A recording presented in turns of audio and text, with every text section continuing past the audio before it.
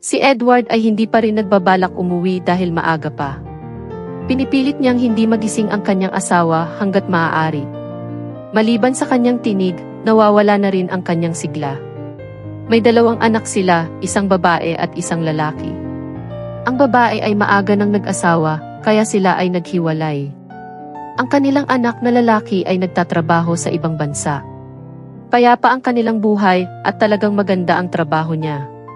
Mabait siyang tao, ngunit may bahid ng katigasan ng ulo. Bagamat mayroon siyang magandang buhay at trabaho. Iniisip ni Edward na marahil ay dapat niyang iwanan ang kanyang asawa. Ano man ang kanyang gawin, tila walang epekto ito sa kanya. Nais din niya ng isang tahimik at magandang babae sa kanyang buhay. Ngunit sa kabilang banda, tila napapansin niya na ang kanyang asawa ay tila nakakakuha ng pansin ng ibang mga lalaki.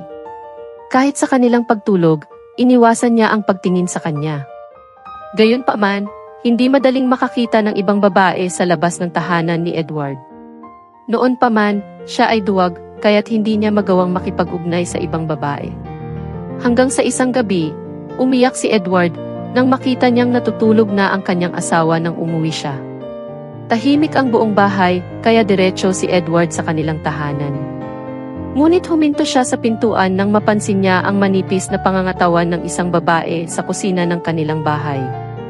Naalala ni Edward na mataba ang kanyang asawa, kahit na ang kanilang kapitbahay, si Emma Pasilda, ay matanda. Pumasok siya sa living room at huminto siya nang makita niya ang babae sa likuran niya. Nakasuot ito ng maigsi na damit at bakit nakayuko ang kanyang katawan. Nagtataka si Edward kung sino ang babae, ang kanyang maliit na mukha, ang kanyang pungay na ilong, at ang kanyang mapupulang mga labi, sa isang dahilan. Namangha si Edward sa oras, pati na rin ang kanyang mga labi ay pula. Ngumiti siya sa harap ng babae, at kaagad siyang nagpakilala. Ako si Hazel, ang bagong tagapag-alaga ng iyong bahay. Tumango si Edward sa pagkabigla. Bagong tagapag-alaga ng bahay? Hindi niya alam na pinalitan na ng kanyang asawa, si Emma Pasilda. Bagaman, matanda na si Emma Pasilda, kaya't malamang na kailangan na niyang huminto sa kanyang trabaho. Ngunit bakit masaya si Edward?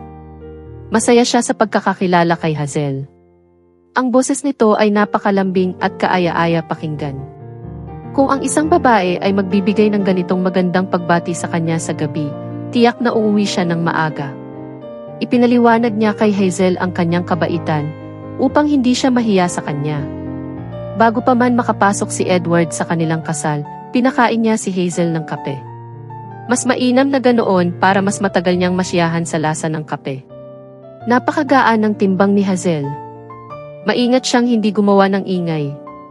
Lubos na nagulat si Edward nang inalok siya ni Hazel ng isang tasa ng kape. Sumang-ayon siya nang magbigay ng utos ang kanyang anak. Kinuha niya ang isa pang tasa at muling inilagay ang kape sa mesa. Patuloy na tinitigan ni Edward ang babae, habang iniinom niya ang mainit na kape sa harap niya. Nag-isip pa siya kung itatanong sa babae kung kilala ba niya si Hilda. Sinabi sa kanya ng babae na siya ang unang apo ni Emma Pasilda. Siya na ang pumalit sa kanyang lola. Kaya hindi na siya nagtataka kung bakit agad siya nagtiwala sa kanya ng kanyang asawa.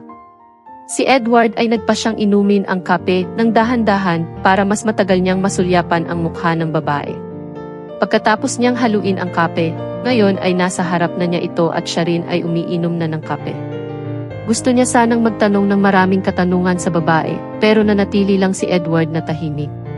Baka naiisip ni Hazel ang ibang bagay nang tanungin niya kung mayroon ba siyang boyfriend. Kahit ganoon, hindi nawawala ang atraksyon ni Edward sa babae. Sino nga bang mag-aakala na mayroon palang ganitong magandang apo si Emma Pasilda? Kung bibigyan siya ng isa pang pagkakataon na mag-asawa ulit, hindi siya mag-aatubiling isipin na si Hazel ang pipiliin niya. Ngunit hindi niya magawa at siya ay Kristiyano. Nagising lang siya nang tinikman na ng babae ang kape at napagtanto niya na siya ay titig na lang. Baka nga curious lang siya, kaya tinikman niya ito. Bigla siyang tumayo para umakyat. Sinabi niya lang na antok na siya, pero ang totoo, ang kanyang katawan ay umaalab na. Umabot si Edward sa kanyang asawa na natutulog na. Sayang, hindi niya man lang ito magising. Kahit na ganoon ang hitsura ng kanyang asawa, gagawin pa rin niya ang lahat para lang itong magising. Sobrang tamad na rin kasi magising ang kanyang asawa, kaya para sa ganoon, nagdesisyon siyang matulog na lang nang hindi nagbibihis. Kahit na nagsara na ang kanyang mga mata, hindi niya maiwasang isipin kung gaano kaganda si Hazel, na talagang pinainit ang kanyang katawan, kahit na si Hazel ay naroon lamang sa kanyang imahinasyon. Iniisip pa niya ang larawan ni Hazel. Hindi sa pamamagitan ng kanyang imahinasyon. Sa tunay na buhay, kaya huminto si Edward. Baka pakiramdam niya ay nasa langit siya kung mayroon siyang magawa dito. Naguguluhan si Edward. Talagang gusto niyang maramdaman ang bagay na inaasam niya. Kung hindi siya nagkakamali sa kanyang panalangin, baka maaari niyang gawin ang bagay na pag-anyaya kay Hazel. Inabot siya ng gabi na ganoon. Implanta niya sa kanyang isipan na isang araw, gagawin niya ang lahat para sa babae na inaasam niyang makasama. Baka hindi ngayon, pero alam niya na darating ang araw na iyon. Maganda lang na nakatulog si Edward. Napakapagod na rin siya sa trabaho at kailangan niyang pumasok sa paaralan kinabukasan. Pero sa kabila ng kanyang mga panaginip, naroon si Hazel, sobrang ganda. Hinabol niya ito sa isang malawak at bakanting lote. Mumiti ang kanyang mga labi at sila ay nagmamahalan. Sa tagal ng panahon, hindi na naramdaman ni Edward ang pagmamahal.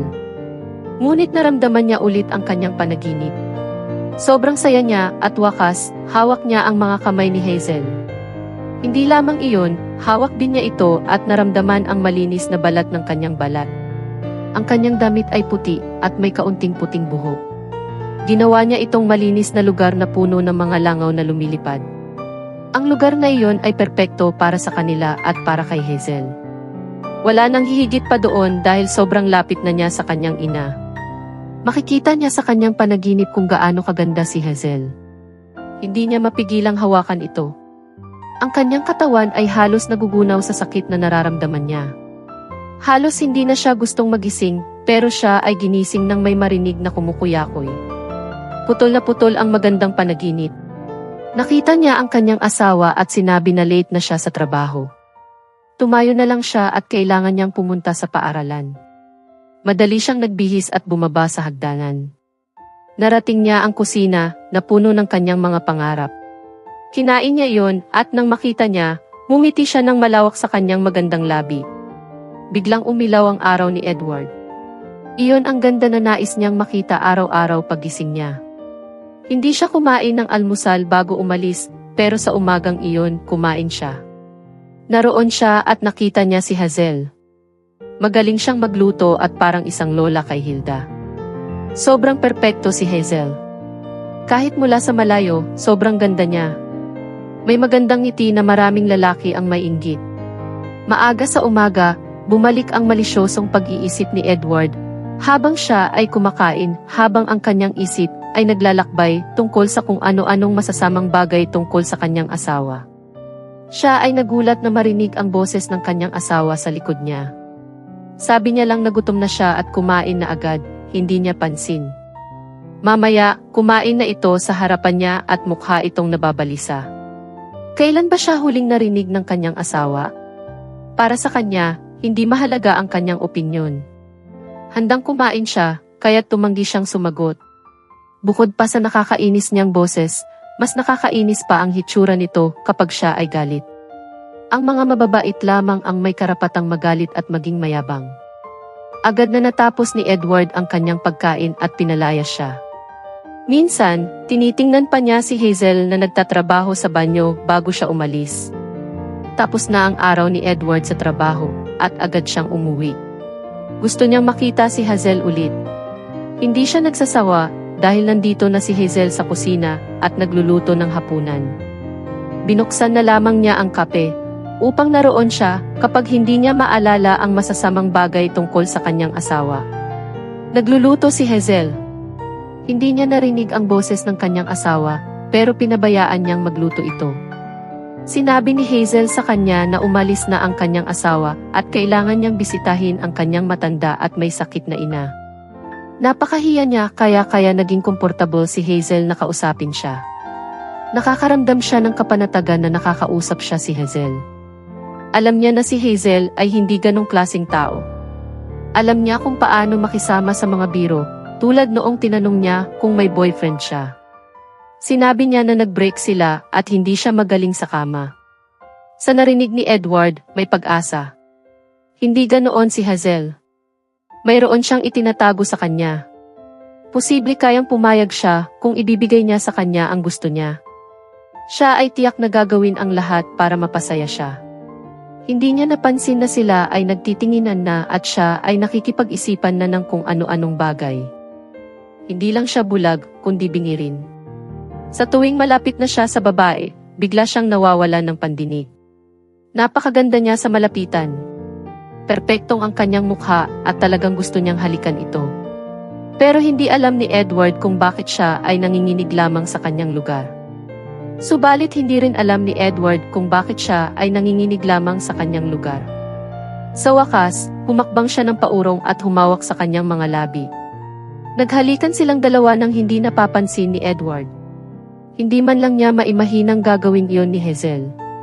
Siya ay lubos na nagulat sa nangyayari, kaya't hindi siya makagalaw. Tama ka, at gusto rin kita, sir. Ako rin. Ako ay na-attract sa mas matatanda na lalaki. Kaya gawin mo ang gusto mo hanggang wala si mama. Narinig niya ang tunog ng mga pakpak ng isang malikot na ibon at nagising ang kanyang puso. Bigla siyang nagliyab ang apoy sa kanyang katawan at hinagkan ang mga labi ni Hazel. Napakalambot nito, parang hindi pa sila naghalikan kailanman, hanggang sila ay hinihika sa paghinga. Patuloy siyang humila at dinala ito sa pinto kung saan ito ay nag-lock. Ngumiti ito habang sumusunod sa kanya at nag-lock ng pinto sa parehong oras. Halos hindi na makapaghintay si Edward. Ang pangarap niya ay narito lamang. Mukhang magagawa niya ito. Si Edward ay halos humihingal na sa sakit na nararamdaman niya. Sa galit na kanyang nadama, hindi niya inaasahan na ito ay magtutulak sa kanya patungo sa kanyang mga tuhod. Halos hindi maisakatuparan ni Edward ang kanyang isipan sa nangyayari. Sinimulan niya ang paghahalikan sa mga labi ni Hazel. Mas lalo pang nagalit si Edward nang marinig na si Hazel ay nagwawala na. Hindi na sila naghalikan. Dahil sa parehong sakit at pagod, ginawa nila ang lahat para makarating sa kanilang wakas. Sa ilang minuto pa, halos bumigay na ang kama, pinagpawisan sila at tunay na masakit ang kanilang mga katawan nang makarating sa wakas. Walang sinuman ang magpapadala sa nasayang na pagod na halos ayaw na nilang maghiwalay.